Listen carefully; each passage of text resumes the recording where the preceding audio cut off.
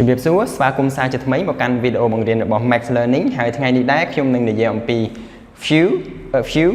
little ហើយនឹង a little ថាតើយើងប្រើប្រាស់ពាក្យទាំង4ហ្នឹងយ៉ាងដូចម្ដេចនៅក្នុងភាសាអង់គ្លេសដើម្បីឲ្យបានត្រឹមត្រូវបាទអញ្ចឹងយើងតាមទាំងអស់គ្នាបាទពាក្យ a few ហើយនឹង a little គឺជា quantifiers គឺជាពាក្យដែលសម្គាល់ចំនួនដែលមានន័យថា some ឬក៏ small number of something មានន័យថាខ្លះឬមួយក៏មួយចំនួនតូចនៃអ្វីមួយអញ្ចឹងយើងមើលពាក្យទាំងពីរហ្នឹងនៅក្នុងប្រយោគទាំងអស់គ្នា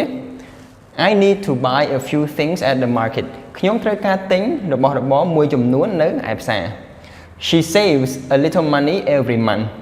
នាងសន្សំលុយមួយចំនួនជារៀងរាល់ខែអញ្ចឹងបើយើងមើលអត្ថន័យនៅក្នុងប្រយោគទាំងពីរនេះ a few ហើយនិង a little គឺន័យវាដូចគ្នាប៉ុន្តែយើងមិនអាចប្រើ a little នៅប្រយោគទី1ហើយ a few នៅប្រយោគទី2បានទេអញ្ចឹងអ្វីដែលខុសគ្នានៃពាក្យពីរហ្នឹងគឺជានាមដែលនៅពីក្រោយពាក្យហ្នឹងអញ្ចឹងដើម្បីដឹងថាតើនាមមួយណាប្រើពីក្រោយមួយណាយើងតាមតទៀតបាទ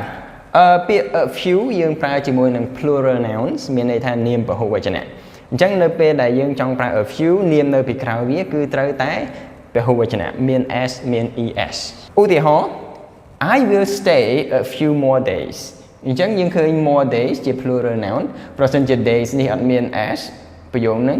ខុស There are a few pens on the table អញ្ចឹង pens នៅនេះគឺមាន s ហើយយើងមិនអាចប្រើ a little នៅទីនេះបានទេអញ្ចឹងមានន័យថាមានប៊ិចខ្លះនៅលើតុរីឯ a little គឺយើងប្រើជាមួយនឹង uncountable nouns uncountable nouns មានន័យថានាមដែលយើងរាប់មិនបានអូខេឧទាហរណ៍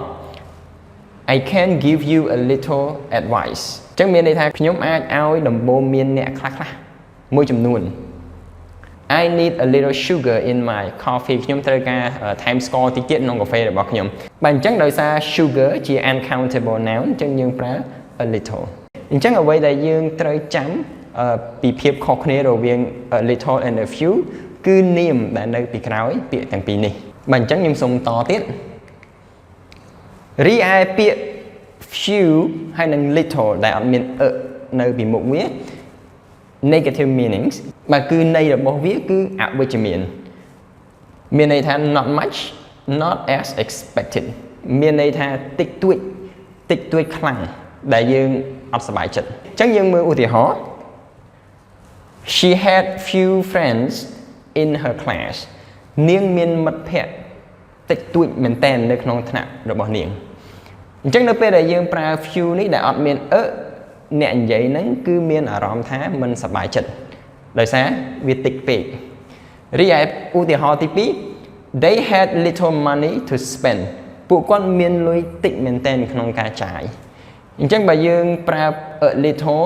មានន័យថាតិចដែរប៉ុន្តែអ្នកដែលនិយាយហ្នឹងមានអារម្មណ៍ថាល្មមអត់អីទេប៉ុន្តែបើយើងប្រើ little អត់មានមានន័យថាគឺគាត់មិនសប្បាយចិត្តនឹងលុយហ្នឹងទេ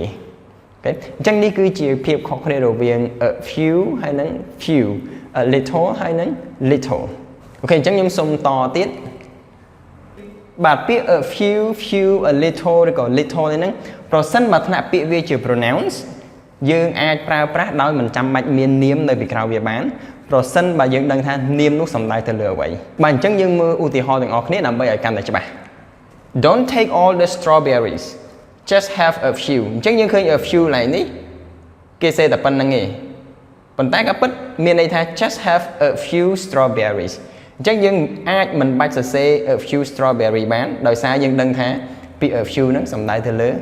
strawberry នៅនេះហើយអូខេឧទាហរណ៍ទី2 I don't have any flour left ខ្ញុំអត់មានម្សៅនៅសល់ទេដល់ពេល B គាត់ថា I have a little អញ្ចឹងនៅពេលគាត់ប្រើ I have a little មានន័យថា I have a little flour គឺគាត់មានតិចតួចអញ្ចឹងយើងមិនចាំបាច់ដាក់ flour នៅពីក្រោយ little នេះក៏បានដែរដោយសារយើងដឹងថា little ហ្នឹងសំដៅលើនាមមួយណាបាទអញ្ចឹងសរុបមកវិញពាក្យ a few ហើយនិង a little ហ្នឹងប្រសិនបើវាជា quantifiers គឺយើងត្រូវការ noun នៅពីក្រោយវាហើយមានន័យថា some small number of something រីឯពាក្យ few ហើយនិង little ដែលអត់មាននៅពីមុខមានន័យថាវាមានន័យអវិជ្ជមានអ្នកដែលនិយាយហ្នឹងគឺអារម្មណ៍មិនសប្បាយចិត្តដោយសារវាមានន័យថា not much not as expected គឺតិចពេកហើយប្រសិនបើ a few